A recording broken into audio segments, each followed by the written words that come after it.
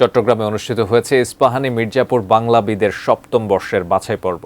চট্টগ্রামের Ispahani public school and কলেজে আয়োজিত প্রতিযোগিতায় অংশ নেয় ১,০০০-এর বেশি শিক্ষার্থী। ষষ্ঠ থেকে দশম শ্রেণীর শিক্ষার্থীদের নিয়ে আয়োজিত এই প্রতিযোগিতায় সাহিত্য ও ব্যাকরণ বিষয়ক প্রশ্নোত্তরের মাধ্যমে বিভাগীয় পর্যায়ের সেরা ২০ জনকে বাছাই করা হয়। পরে উচ্চারণ, বানান ও ব্যাকরণের সুষ্ঠু প্রয়োগ যাচাই করে নির্বাচিত করা হয় সেরা বাংলাবিদদের।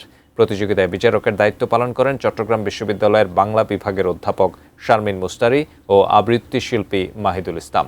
প্রতিযোগিতাটি পরিচালনা করেন চ্যানেল আইয়ের তাহের শিপন।